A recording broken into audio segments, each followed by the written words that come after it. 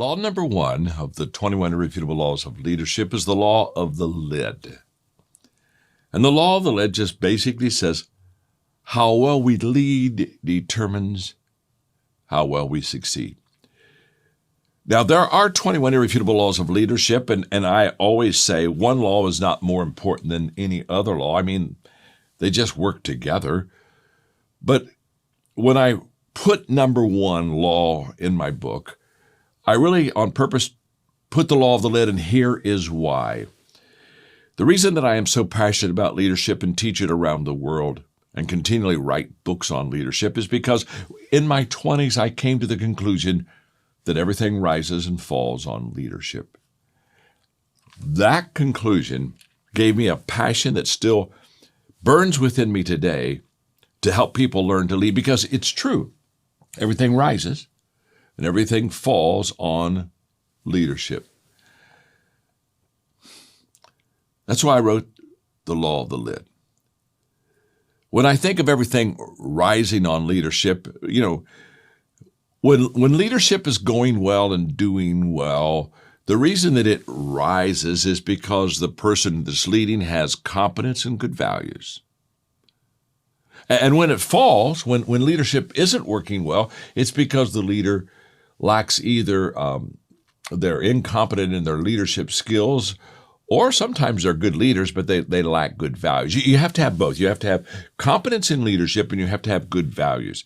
That's what causes leadership to work. And the best way I think I can describe and teach the law of the lid, and this I have done for 25 years around the world, but it really works, is let's just say, this is visual now, that this hand right here is my leadership lid. This is how well John Maxwell leads. These are my leadership skills, my leadership competencies. This is the lid on my personal leadership effectiveness. And let's say I'm average. From a 1 to a 10, I'm a 5. So this is my leadership lid. Here's what I want you to see and understand. If this hand is my organization will come under but never go beyond, never go higher than my leadership lid. Wow. So what does that mean? Well, what that means is very simple. That if I'm a 5 as a leader, my organization is going to be a 4. That's why I teach this around the world. You see, my leadership lid determines my effectiveness in my business. In any organization, by the law of the lid, it works in business, it works in religion, it works in government, it works in education. This law of the lid is a pretty amazing thing. Now, here's the good news. The good news is that I can learn to lead better. That's just an absolute fact. So when people raise their hand and in a Q&A ask me, are leaders born? I always give them the same answer. Of course they are. Think about that question. I've never met an unborn leader. Now, what they're really asking is not, are leaders born? What they're really asking is, John, are some people, when they're born, do they have natural leadership skills so they go to the front of the line? Some people are born and they don't, so they go to the back of the line. That's what they're really asking.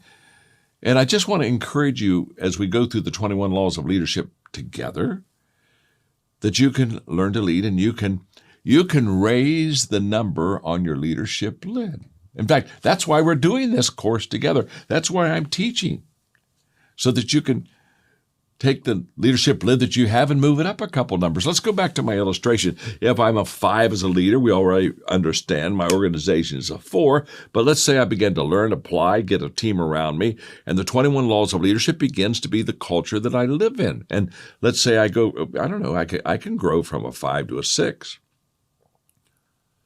To a 7.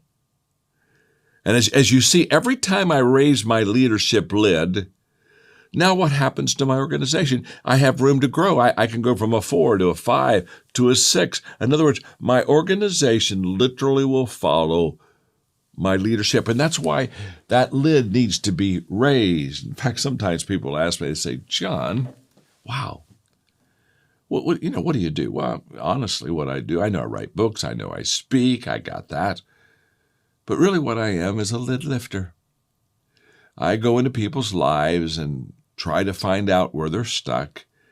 And then I began to walk beside them and try to help them with practices and stuff that just absolutely will work to lift that leadership lid. In fact, I was asked recently, and I thought it was such a good question that I would take just a couple of minutes in my teaching on the lid. I was asked by somebody recently, well, John, how do I lift my leadership lid? And I just gave them a couple of things I want to share with you just quickly. And one is I said to them, well, first of all, don't rely on your position. What happens often is we're given a leadership position in an organization, and maybe we're, a supervisor. And so we walk around and we say, well, I have this leadership position, so I'm a leader. That's not true, by the way. You can have a leadership position and truly not be a leader. In fact, I've learned a long time ago, the position doesn't make the leader makes the position. And so when we get a leadership position, there's a tendency for us to think that it's that title that allows us to lead people well, and it doesn't work at all. So the first thing I would say to you, if you want to lift your leadership lid, don't rely on the title, the position that you have, and say, well, okay, I don't need to learn anything. After all, I'm already a leader. I already have this position. Don't do that at all. Don't rely on that position. You have to go beyond that position, and you have to practice leadership and learn and grow in your life. But if you want to lift your lid, don't think the position itself will help you grow as a leader, because it won't. The second thing I would talk to you about in lifting your leadership lid is you just need to add value to people every day.